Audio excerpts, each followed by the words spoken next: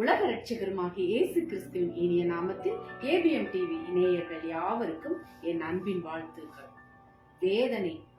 வீட்டெஜமானாகிய ஒரு மனுஷன் இருந்தான்.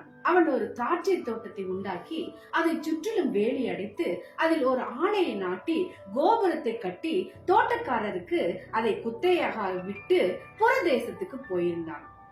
கனிகாலம் சமீபித்த போது அதன் கனிகளை வாங்கி கொண்டு வரும்படி தன் ஊழியக்காரரை தோட்டக்காரரிடத்தில் அனுப்பினான்.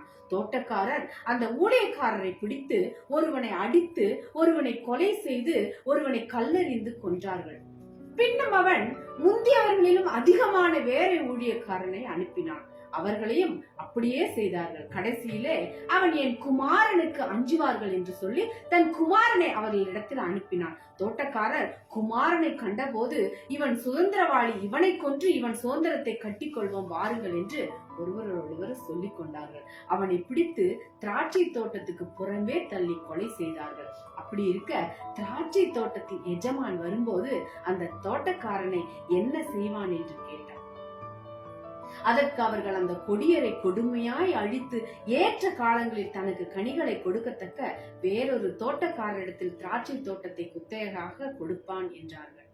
இயேசு அவர்களை நோக்கி, வீடு கட்டுகிறவர்கள் ஆகாதென்று தள்ளின மூளைக்கல்லே மூளைக்கு தலைக்கல்லாயிற்று. அது கர்த்தராலே ஆயிற்று. அது நம்முடைய கண்களுக்கு ஆச்சரியமாய் இருக்கிறது என்று நீங்கள் வேதத்தில் ஒரு காலம் வாசிக்கவில்லையா?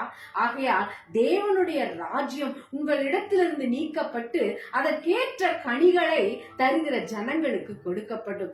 இந்த கல்லின் மேல் விழுகிறவன் நொறுங்கி போவான். இது எவன் மேல் விழுமோ அவனை நசுக்கி போடும் என்று நான் உங்களுக்கு சொல்லுகிறேன் என்றார். பைபிளில் மத்தேயு 21 அதிகாரம் 33வது வசனத்திலிருந்து 44வது வசனம் வரை. ஆமென்.